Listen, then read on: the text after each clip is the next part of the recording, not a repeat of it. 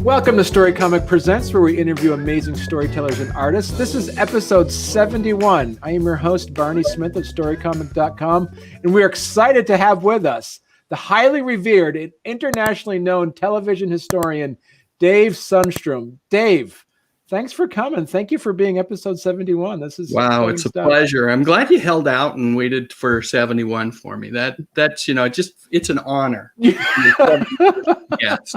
I know, because I said, I got to wait till episode 71, and I timed it out perfectly. Yeah, exactly. How'd you know that was like my favorite year? Yeah, think about that. That was an amazing year, 1971. Yeah, I looked at all the different TV shows that you mostly Brady Bunch, Partridge Family. Although it was, if I think about it now, Rural Purge.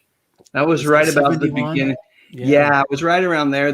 That was the last year of the Hillbillies, Beverly Hillbillies on CBS, and and that was the CBS said, you know what, anything with a tree in it, boom, it's off the lineup. And and we can talk about that in a little bit, because I did notice is one of your many channels is one of them was it Forgotten Memories or something along those lines? I've got a bunch of them. Forgotten Media. Forgotten Media. That's what it is. Yeah, that's my old archive of stuff that I just find and post, and it's all copyrighted, so I know that I it's just like I'm not trying to do anything with it other than share the joy of old clips and commercials.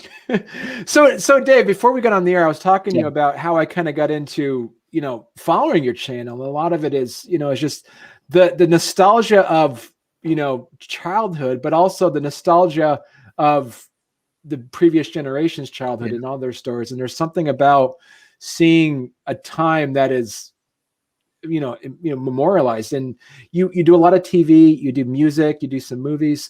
But for the sake of our listeners and our viewers, do you want to kind of give people a bit of a background on how you kind of got into creating these channels and how you started, kind of building these videos? They're fascinating history videos. Well, it's a long journey, Barney. It was a long journey to where I am now. I'll try to give you the Reader's Digest version of it, so that we don't take the full hour just on how I got to where I am now on YouTube. But let's start with we went full screen. Okay, so let's start with I've loved YouTube since it started. What was it? Did it start in 2005, something like that? 2006? I can't remember. Yeah. But right around that time, I have been an avid fan, and I've always kind of thought, hey, I would like to do something on YouTube. Before that, I'd make little home videos for the family and that kind of thing with, the technology we had at the time, early 2000s. Wasn't that good, but enjoyed doing it anyway. But when YouTube came out, I think it probably took me 5-6 years to post my first video.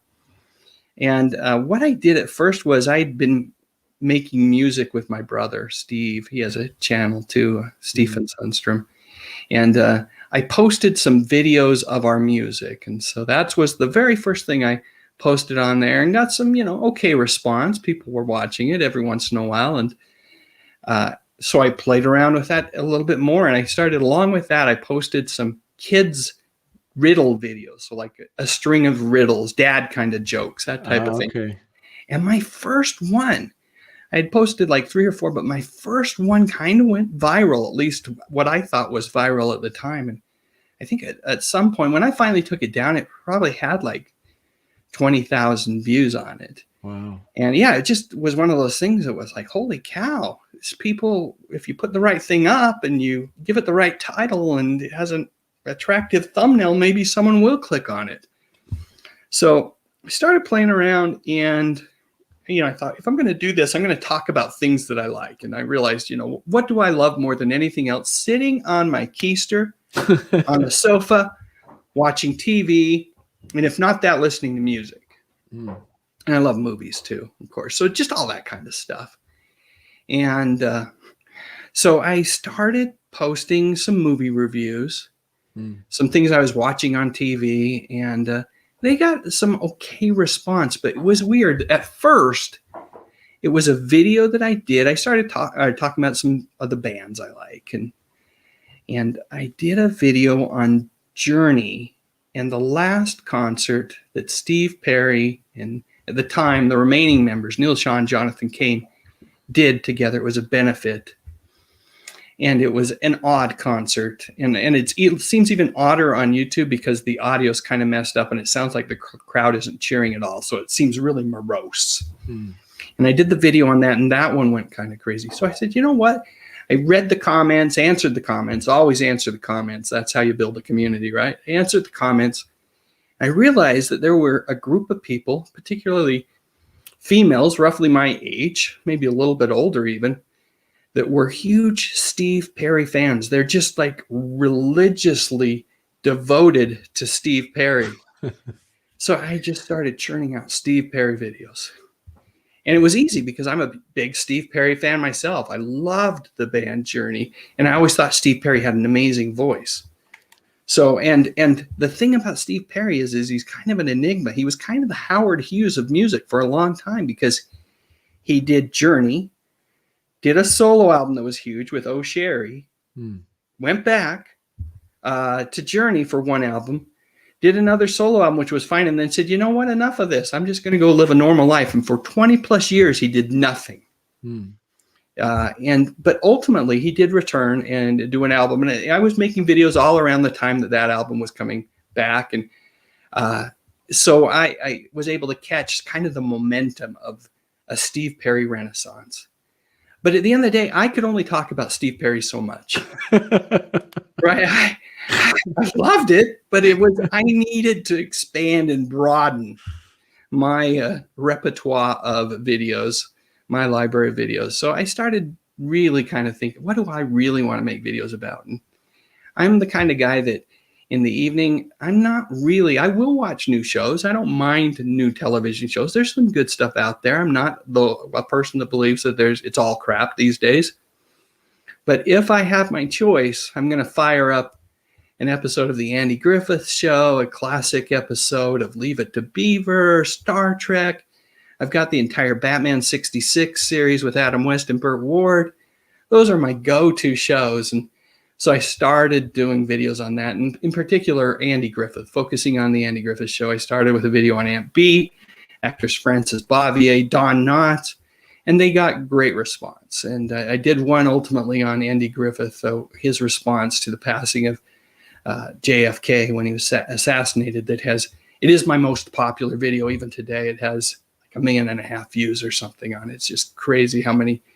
And it's something of a folktale too. I think I told you prior to the start of this that I really, other than some stories I got from my community in the comment threads, I can't verify this particular story, but it's a great story about Don Knotts coming to console him, and it's worth being told, even if it is something of an Andy Griffith folktale. Right.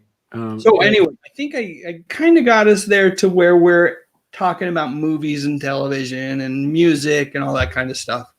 Right. Yeah. It's a long journey, but yeah, it was. And so, looking at your channel here, I think of the one that you're speaking of is this one here, the day Andy Griffith lost it on the Mayberry set. Yes. Yeah. I got a story to tell about that. I have to tell you this story. So there's a guy, a member of my YouTube community named Bob Davis. Love this guy. He doesn't comment very often anymore, but he was a frequent commenter early on.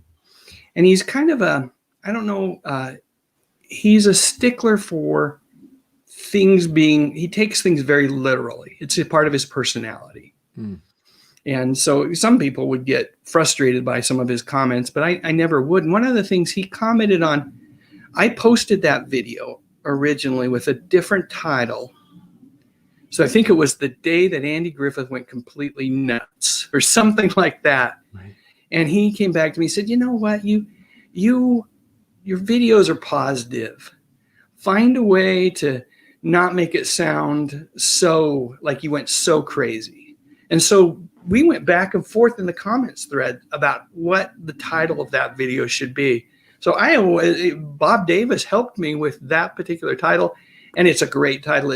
It's exactly what happened. It still pulls people in, but it's not as, it's not as flamboyant or as exaggerated as saying he went completely nuts, because he didn't go completely nuts. Right.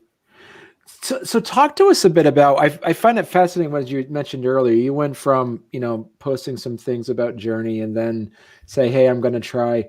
So when you first mentioned like that, the first one was about, was called Whatever Happened to B. That was historically, that was timeline wise was before the day Andy Griffith lost was.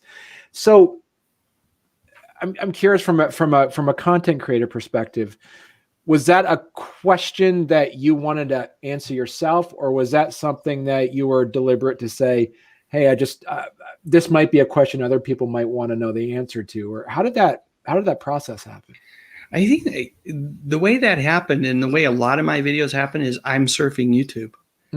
And I came across a series of videos, one by Andy, one with Frances, or later on in her life, where it got me intrigued about their relationship. And because of that, I've done a number of videos on this now, but I did more digging. The rabbit hole you can go down, right? On the internet, and in particular YouTube, you can just spend hours learning about things that may or may not be useful at any point in the future in your life. Right. But it was that, and that is how I come up with most of my videos these days, is just kind of like exploring the corners of YouTube and beyond, and finding stories that I think are interesting to me and hoping that they'll be interesting to other people as well. So yeah, that was going to be my next question, is like how, with your scores and scores of videos that you've put out over the last few years, how many of them would you say percentage wise are, this is a video I want to make for myself because I want to share this knowledge, or how many of them is from some of your live streams where fans would say, or viewers would say, hey, Dave, do something like this or do something like that, where you've decided to take on like a viewer request? Yeah. So I get a lot of suggestions. As a matter of fact, there's a guy named Tyrell Bellinger. Hey, Tyrell, hopefully you're watching, who makes at least one suggestion a day through Twitter. And it's great. He does me the courtesy now of like hashtagging it Ask Dave, so that I can actually go, if I'm stumped, if I come up with nothing, if I've got nothing that I want to do, then I'll just go to Twitter and throw in that hashtag. And I'll have like this amazing list that Tyrell has provided me. The other thing I do is whenever I get a suggestion on YouTube, I'll put, my response will be, thanks for the suggestion. I'll add it to my list. And I don't have to add it to a list, because all I need to do is go back to my YouTube comments in the Creator Studio and filter by add it to my list. And so I use those two means. But truthfully, to answer your question, over 3/4 of the videos are ones I just want to do. And it's important that it be that way. I like doing requests, but this isn't my full-time job. It's not my career. It's a hobby. This has to be a reflection of the love that I have for, television, movies, and music that I grew up with. And as a result, if a request, if it intersects with that love, those are the ones that are more likely to get done. But oftentimes it's just, like I said, me going down a rabbit hole and having fun and, whipping together a little video, which super high tech PowerPoint and a screen capture program. So your as you mentioned, and I think you said it's like you use PowerPoint and you just do a voiceover on it. Yeah. Is that way? Yeah. Yeah. I don't wing it either. I'm not really all that articulate or eloquent, particularly when I have to I'm okay in this kind of conversational setting, I think, but when I'm sitting there and I'm trying to come up with that, I like to write it down. PowerPoint, it's amazing because it has that notes section down in the bottom. If you're familiar with the tool, there's a notes section, and I can have the slide up. I'm capturing just that portion of the screen, and I have the notes section, so I can go ahead and then really focus on the delivery and not really what I'm going to say, and by doing so, minimize the ums and the pauses and all the things that it happens when you're just speaking. Right. And you mentioned you kind of gravitate towards, so when you go into that rabbit hole piece, as you're coming up with ideas, you have like a notepad next to you and say like, all right, this is a good one. This isn't what I want a topic on, but I'll write this for later. So got to cover up the bottom part because that's work related, but let me see if I can show you. This was today. Madge Blake and Doris Day. So I was watching some videos. I read an article on Madge Blake, who was Aunt Harriet on the Andy Griffith Show and Larry Mondello's mom on Leave It to Beaver. And I just love her as an actress. But there's a great story about Adam West. They were going to fire her from Batman. Really? Yeah, and the reason is unknown. But they were going to fire her from Batman, and Adam West said, hey, that's not happening. You created this character for the TV show. Madge Blake is a lovely lady. You're not going to fire her. She baked him a cake. It was in his dressing room the next day. Unfortunately, there were 3 seasons of Batman, and third season she was not in good health, and she didn't appear in all of the episodes anyway. But imagine how it would have felt for her to have been fired. So kudos to Adam West, incredible stand-up guy in real life as well as when he played the Cape Crusader, for coming to her rescue. And Doris Day, that was actually from a comment. I do my very, very best to read all the comments. And I try to respond when it's appropriate. Like if someone's asking a question, or if someone's taking the time to write like a 3-4 sentence comment, I'll do my best to say something like, hey, thank you for sharing. Thanks for the memories. All of those kind of things, because I think that's important. They've invested time into the community to share something. Now, if I get a 2-word comment, I don't typically stress too much if I don't respond to those kind of things. But that was a comment about the Doris Day Show, which ran for 5 seasons on CBS in the late 60s, early 70s. A favorite show of my mother's, speaking of mothers. And the weird thing about that show is that it changed formats almost every single year. 4 of the 5 seasons, it changed its format in different locations, ditched her kids, and never to speak of them again at some point.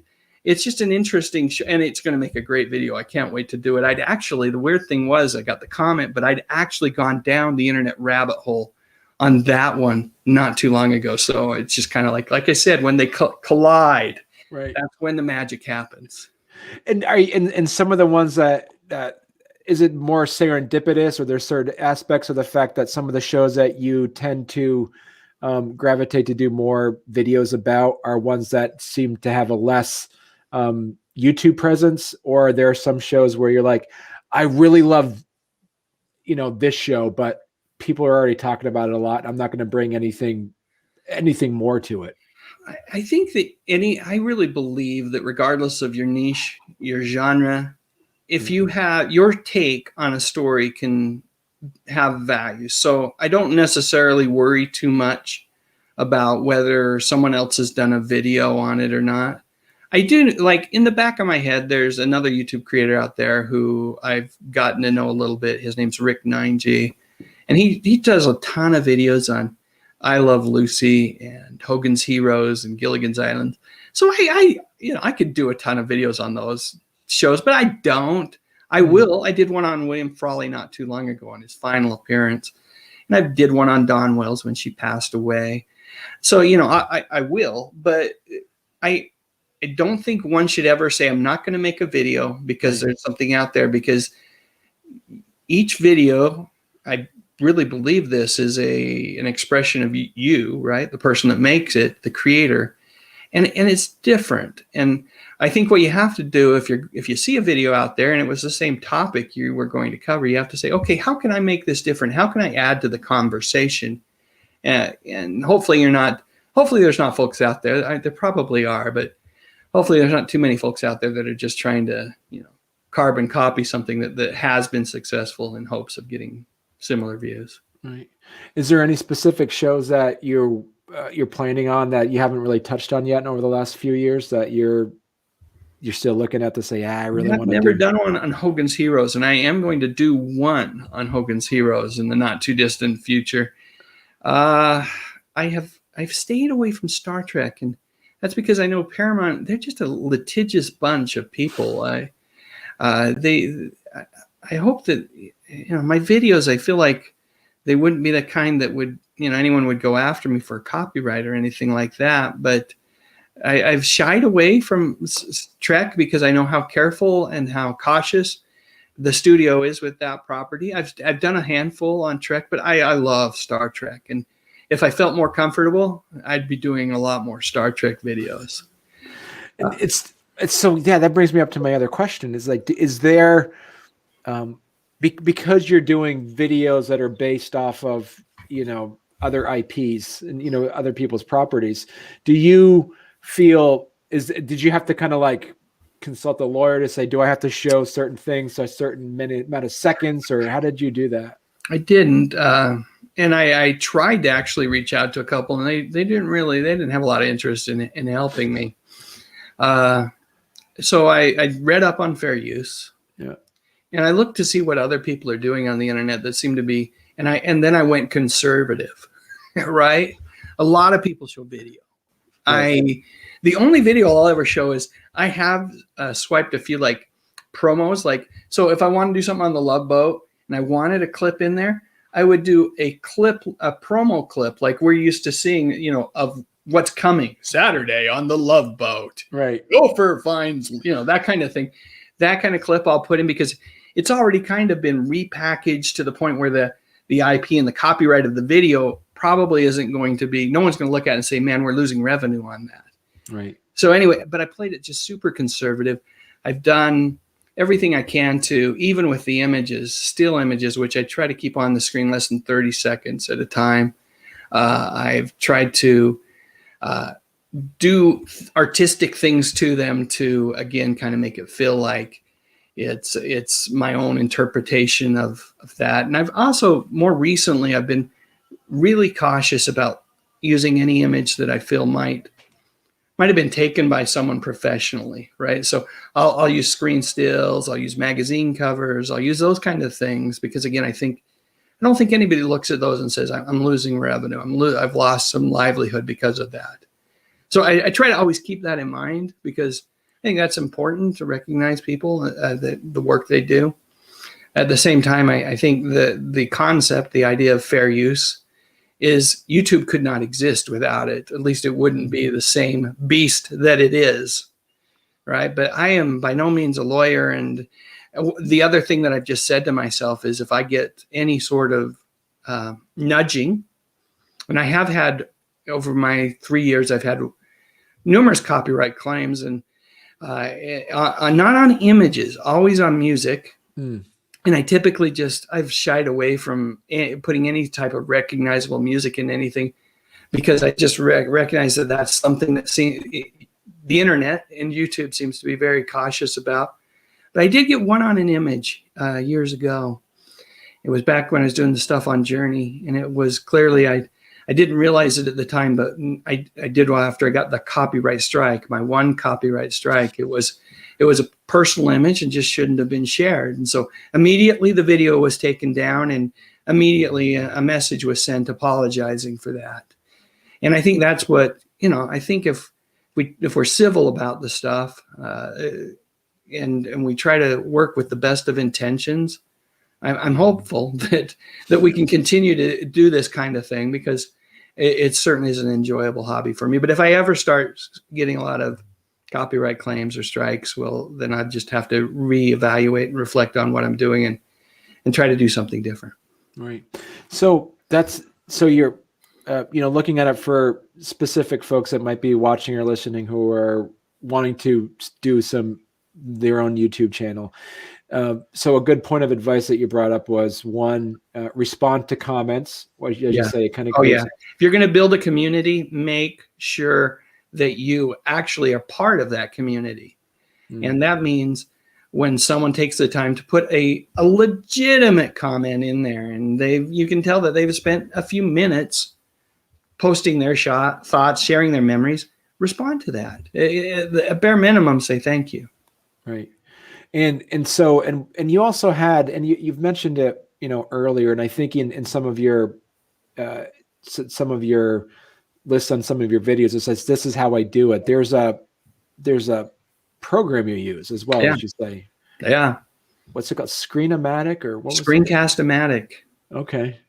And they continue to evolve it. Over the last 6 months or so, I've been able to add some really fancy transitions in there because they continue to, add new features but it is literally just a program that captures whatever. I can identify a certain section of my screen, and then I can capture my audio. It provides me with some copyright-free music to incorporate, and it does all the leveling and all the mixing for me.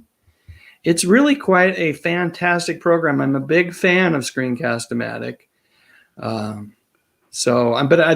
they don't sponsor me. I do have an affiliate link, right? That's an affiliate link in there. And I think the way that it's never paid out, I've never gotten anything from them. But if 5 people clicked on that link and then subscribed to it, because it's like $15 a year, by the way, best $15 I've ever spent. But if 5 people did that, then they'd give me a free year. So I'd get $15 out of it. But so far, the only affiliate I have is my brother. and you're also not sponsored by Rewind Magazine. That was another thing that you always saw in your live stream. I'm a big fan of it's Remind Magazine. Oh, Remind. Okay. Yeah, okay. A big fan of Remind Magazine. I actually sent them a letter and said, hey, we ought to do something. I ought to be sponsored by you guys, or at the bare minimum, we got to figure out a way to give me some stuff and I'll talk about it. And they came back and said, hey, yeah, we'd like to meet with you, all that kind of stuff. And then the gal, who will go unnamed, she blew me off for the first meeting, and she apologized. She felt horrible about it. But in between all of that, I kind of got cold feet and didn't really know if there's a purity about not being sponsored by anything or anyone. I mean, I have Amazon links in there. So, you click on it, it says, get Andy Griffith's DVD here. I get a little bit of something. And then there's the Screencast-O-Matic thing. But I've been approached by a handful of people that wanted to be sponsors. And I went down the path quite a ways with another company, and ultimately, again, just got cold feet because I just don't like the idea of me. I just want to just share my memories, and you kind of sully it up a little bit when you start. And now I'm going to stop and talk about this VPN, which everybody wants to know about, virtual private networks and what you can do with it. I'm not going to do that. Well, I mean, because of the genre you do, you could go whole hog and do like the Abbott and Costello Colgate show, where you just you could have. I could. Andy Griffith did it. They did Serial, I think, on the Andy Griffith show, and of course, post Andy Griffith, he was hawking Ritz crackers and grape nuts and all sorts of crap. But maybe someday, but not today, Barney. You have the NordVPN hour. Oh my goodness. Yeah, that would be funny, actually, do the NordVPN hour. You'll have like a curtain behind you and they have like a skit already set. Yeah, that would be good. Maybe that's if I ever do succumb, and I'm not calling it the dark side, but if I ever do succumb and go that route, that's what I'm going to do. I'm going to name my shows. So talk to us about it also. Some other pieces of advice that you do now that you wished you started 4 or 5 years ago when your YouTube channel started going. Yeah. So I think we've hit on some of them, which is one, you really need to be attuned to your community, right? Yeah. That is how you're going to grow your channel. Get people who return to your channel because they like not only the videos you create, but enjoy the interaction that occurs afterwards. And that's a really critical thing. The other thing that I think that this is not any sort of secret sauce for anyone, but there's a real patience that is required for this. You don't get to 1,000 subscribers overnight. It's very rare that it does that, works out that way for people, for creators. And if it does, then you have to kind of worry about who that audience is and what drove them. How did you get 1,000 subscribers overnight? And what was that video? And are you prepared to create video after video in a similar style down the same niche? So know your niche, let your audience help you find that niche, right? Whether it was driving me towards making more Steve Perry videos, or ultimately really kind of helping me land on focusing on music, movies, and television, and mostly television. And that's I could talk about movies till I'm blue in the face, and music, but the channel, the community has really dictated that it be mostly television shows from the 50s, 60s, 70s, and a little bit of the 80s. So you have to listen to them. You build that community, you listen to them, and then you be patient. And you have to recognize that I liken it to fishing. My middle son loves to fish. He's a very patient person, but he's a great fisherman because of it, right? He always lands something. And it's the same way with videos on YouTube. Even if you think it's the greatest video in the world, sometimes they just don't take, right? Sometimes for whatever reason, you go, wow, this is, I could have swore I was going to get 10,000 views on this one. And what do I got? I got like 800. That's crazy, and it just doesn't make any sense. But you just leave it there, because one, I've had videos that have performed like that at the beginning, that 6 months later, for whatever reason, the algorithm picks up and it goes, it skyrockets. But just keep churning them out. Be consistent. Try to deliver videos on a consistent basis. In my case, it's a couple every week. And then just listen. I think that's the key. I wish I had more words of wisdom, but there's nothing more than that, other than infinite patience. And that was funny. So do you have like some, the artists call it like a buffer? Do you actually have like a buffer of videos that you say you kind of do them all on a Saturday, or no? Nope. I do them all on the fly.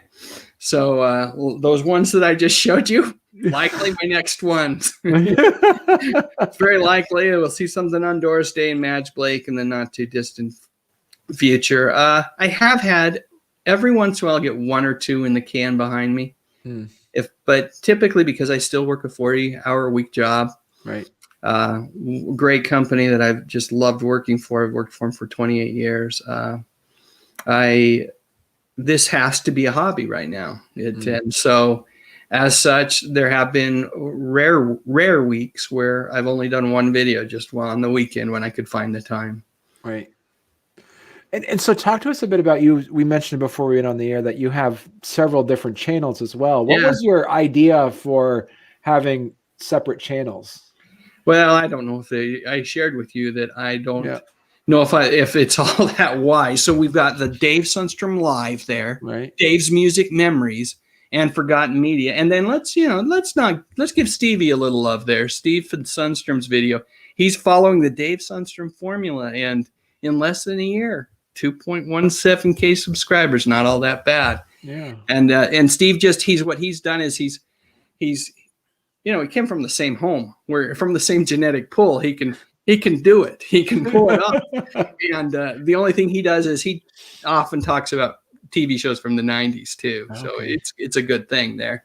But about those channels, so they're all kind of like, once I started really focusing on TV shows in particular, from the classic decades of television, I had all these older videos that, particularly the Steve Perry stuff and some other music videos, that didn't really feel like they still belonged on that channel. Even though I say at the end of every video that, hey, I talk about music, movies, and television, it just really kind of felt out of place. So I've slowly been migrating those over to Dave's Music Memories and making new videos every once in a while on that channel. The live stuff is, I told you this, Barney, I don't know if it's true, but I felt like the algorithm might be penalizing me a little bit. I think I probably had like 10 videos in a row that just didn't perform the way I wanted them to. I thought, what could it be? I bet it's my live streams, which I love doing, but they just don't get the same views.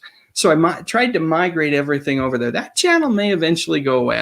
It's very much, it's an incubator channel. I'm testing it out, and we'll see what happens. I'm not convinced that I was right on that. And I really miss, I told you this, the audience hasn't completely followed me over there. So when I do a live stream on that newer channel, even though I'll post a message in the community forum on the more popular channel, my main channel, people don't come over all the time. Right. So there's my other channel. You don't, that one's a kind of a hidden channel, Top TV and Movie Trivia. Yes, that's right. Yeah. That's just what I'll do is, as I'm researching, you just come up with all these little tidbits. And so I've started throwing them into little videos that are quizzes that are all automated. And Screencast-O-Matic is so phenomenal for that particular kind of thing as well. And they don't have that many views yet, but it's only a channel that's been out for a month or so, and it's 70-ish subscribers, so it's getting there slowly but surely. Again, it's the long game with YouTube.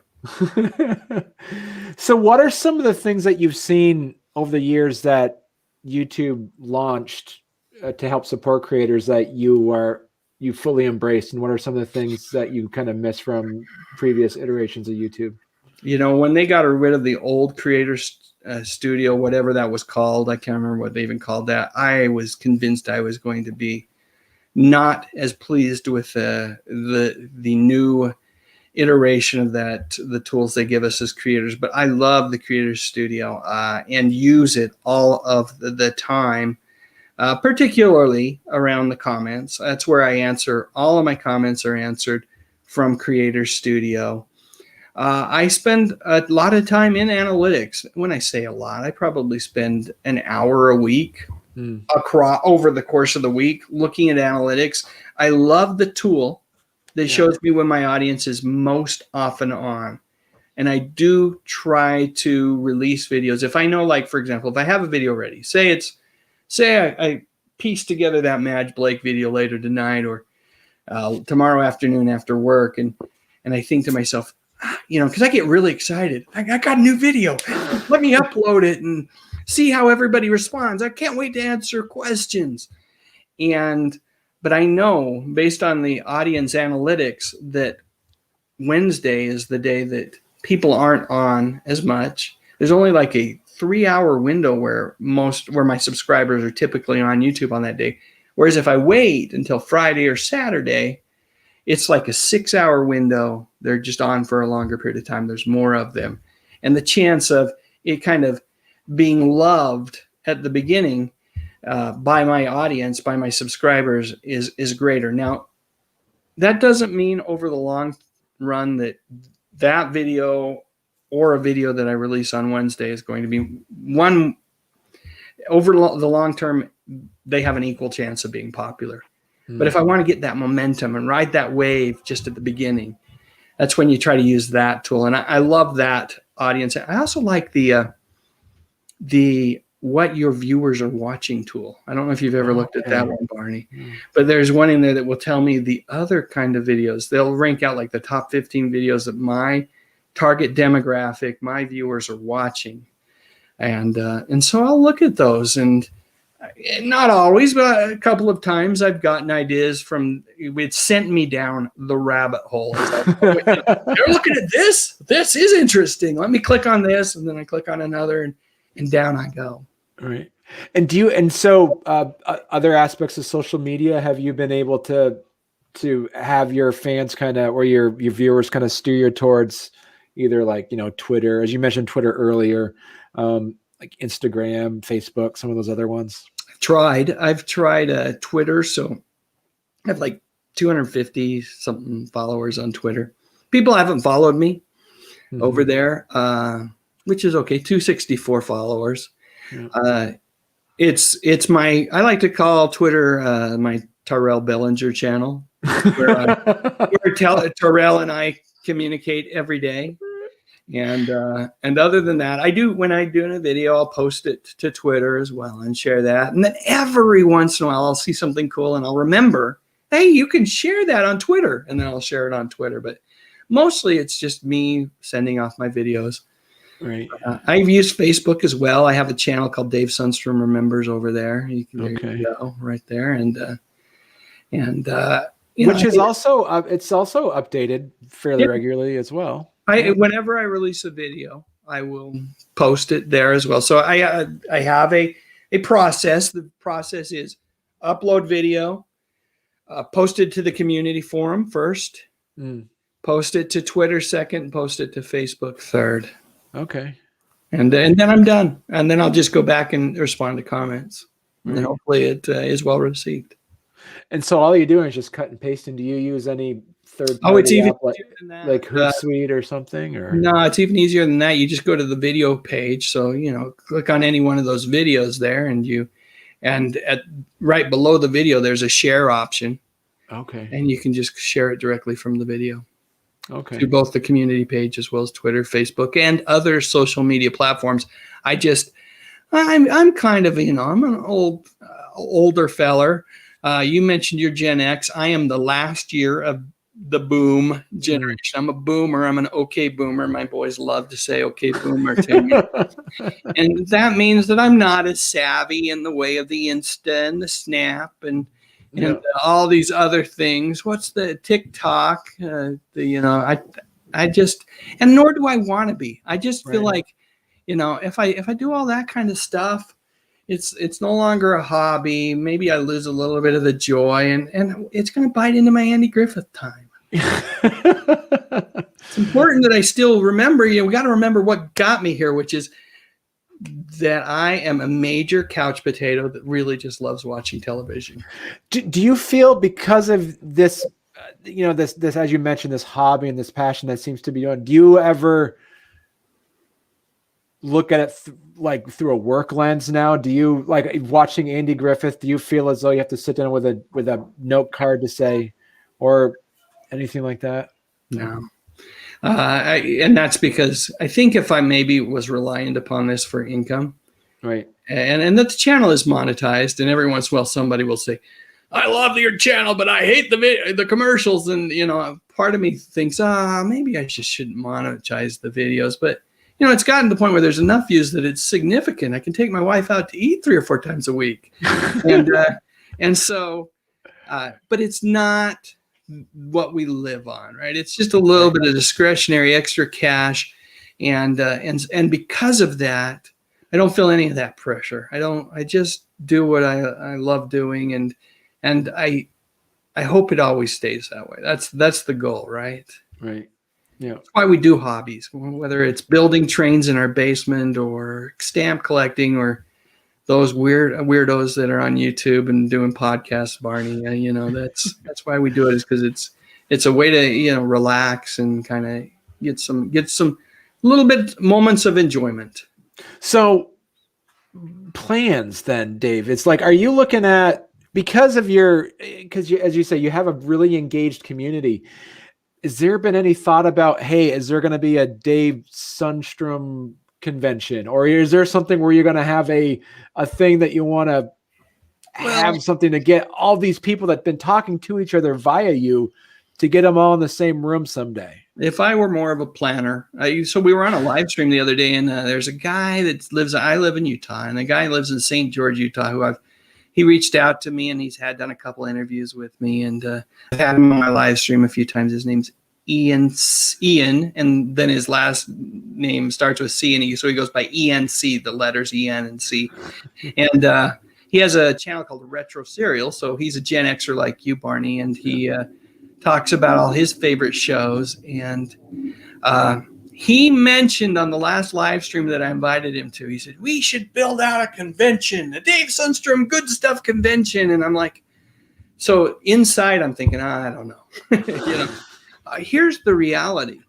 I'm an introvert. I'm very much an introverted personality. I love this medium of communicating. And when I get to know people, I feel like I'm a really good friend to those people that I am close to. But I am an INTJ, if you've ever done the Briggs-Myers. Yep. And as such, that doesn't appeal to me all that much. The convention and the all the socializing and that kind of stuff. Parties are hard for me. Right. And as such, I didn't shut him down right there, but It might have to be a retro serial convention, ENC, if you're watching this, that you have, and I will be there to support you. As an ENFP, I can't Oh, you sympathize. do. Actually, a lot of my friends are E's in particular, but an ENFP, wow, that tells me a lot about you. Because I think, as I said, I think the piece of that you brought up some of your tips earlier, but like, create the community. That's going to be foundational to support, your hobby in that sense, as you so humbly put it. But as I say, you do great videos. It's what I find fascinating about what you do as well, Dave, is that, and I'm wondering if it's me or just anybody else, is that if I have a random question about, I wonder about this, and I'll just type it in YouTube, you've already done a video to answer that question. So I'm not the only one that thought about this. It's weird at this point if you type in whatever happened to a number of, I mean, there's like over, I've been doing it for a while now, and I've been fairly prolific. So there's even been videos that I've retired. I mean, we're talking about like 500 videos over the course of the last 3 years. And so, there's a lot of questions that have been answered. And search is, by the way, not the way to get views, but it is kind of cool to type in Google and have your video be the first one to come up when you're talking about a star or something like that. Right. Yeah, and because then, as you said, you go down these rabbit holes, like we mentioned before we went in the air, the Mr. Schlump. Mr. Schwump. Yeah. Good old Mr. Schwump. Yeah. And then, and so there is a false narrative, I guess you say, that they think they figured out who it is, but that's not completely true. And here's the problem with the YouTube and the internet and the World Wide Webs. Here's the problem, right? There's no, I already told you that my most popular video, I consider a folk tale. And yet it is, I did a new version of that video, and it just hasn't gotten the views. So the old video has to stay up. It's still, getting the views. But where I said, hey, this is pretty much, if you're looking for me to corroborate where I got this story from, other than my comments section, you're not going to find it. But the point being is that there's a lot of misinformation out there. I've been guilty of it. When you make this many videos, you will ultimately share something in your videos that's incorrect or wrong, or read an article like the Looper art. I think it was Looper. I don't know. Yeah. One of those internet companies that kind of specializes in these kind of stories about movie stars and that type of thing. And they'll get it wrong too. And you'll read it and you'll pass along the same misinformation. And that's the danger of the world that we live in. And, we'll stay away from these topics today, whether it's politics, religion, or Andy Griffith. You got to be careful about the information that you're getting, and make sure you kind of take all of it with a grain of salt and do your own research and really dig if you're especially if it's something that you're going to hang your hat on. So that's a good point, though. So do you have, in situations where you might get an updated information, and instead of doing like a part two, from a content creator's perspective, would you just go back into the analytics and go back into the creator studio and kind of add one of those, click this button for the updated video? Yeah, I've done that. I did that with the Andy Griffith one. No one clicks on that. It just what the algorithm, Google's algorithm, the YouTube algorithm continues to push that old video and put it in front of new people, right? And browse and suggest it. That's where you get all your views, is once that algorithm, the magical, mystical algorithm, decides that your video is worthy of putting in front of people. And by the way, the key there is click-through rate and video duration, right? So make your video and video thumbnail and title somewhat don't make it clickbaity, because that will affect duration, but make it accurate and yet enticing, and then deliver the goods. Don't spend the first minute and a half talking about asking people to subscribe and send you money. You deliver the goods, because you want them to stay on that video as long as humanly possible. those two metrics, I'm convinced, are the way you land in browse and suggested if you're a creator. Right. It's make that clear, as you said, that click through and the video duration. Yeah. You just don't want people, the problem with clickbait, right, is promising something, that's just too fantastical to be true, is the minute someone realizes that you're not delivering what that thumbnail or what your title said, they drop you. Right. And Google picks up on that, and it not only impacts that performance of that video, but it impacts, I believe, the performance of all the videos on your channel. Wow. Okay. That's interesting. Okay. Cool. So we're already knocking at the top of the hour already, Dave. So, as we mentioned, people, your main spot would be your YouTube channel, correct? That's where people can find you. That's where I ask people to start. The other channels are, if this is a hobby, those are hobbettes. They're hobbettes. and they're fun to visit as well. But this is where I spend the bulk of my mind space and really my creativity, trying to share my love of music, movies, and mostly television from the 50s, 60s, 70s, and 80s, the good stuff. The good stuff. Yeah. And they can also check out those that are on Facebook. They, visit your Facebook. If you hit that site, you'll never miss a video. If you become a follower of that particular site on Facebook, all my videos, regardless of channel, 99% of them end up there. Right. And you can always hashtag Ask Dave on well, you'll get Terrell's suggestions if you do that. I just suggest following me on Twitter if that's your thing. Twitter's a crazy place, though. Yeah. Crazy place. It's like two different worlds. It's weird how that works. Yeah, for sure. Yeah. Well, thanks a lot, Dave. This has been a true pleasure, and I've really enjoyed hearing some of your advice and how you got into your channel. This has been good stuff. Well, I appreciate you reaching out to me, and I wish you the very best of luck with your podcast. And I've got another podcast to subscribe to. There you go.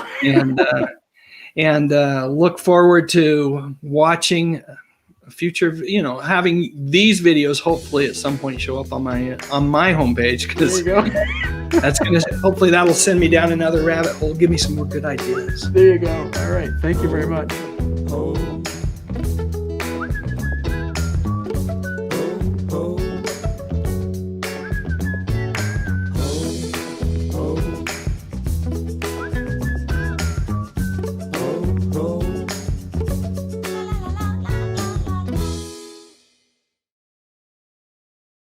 He's already said something. I love it. Danny Staten. This guy's awesome. Have you heard me talk about Danny Staten? Yes. The Sasquatch. Yeah, Sasquatch. He's all. So I think I got to know him, or he probably found my channel when I, $6 Million Man, right? The whole Bigfoot episodes are legendary on the $6 Million Man and Bionic Woman. And I don't know if that's how he found me originally, but the reality is he and I, and likely you, we all, within a decade come from the same television time period. And so there's a lot of things he loves. He loves comic books. He does these videos, kind of funny because he's really low tech, right? He's just holding his camera and, or his phone, right? That's his camera. And he just reads a comic book, and he has some really old ones, and just his reactions, because he doesn't hold anything back. And he's just a Southern feller, exactly like what you might expect, from Hazard County or someone down there. And he's just a hoot. I seriously, that's why YouTube is so awesome. You just, other than public access programming in the late 70s and early 80s, you don't find this stuff anywhere else. It's true. Yeah. That is Wayne's World all over again. Yeah, it is a 21st century cable access is what YouTube is. Yeah, it's like the democratization of, hey, if you got a camera, you can have your own show.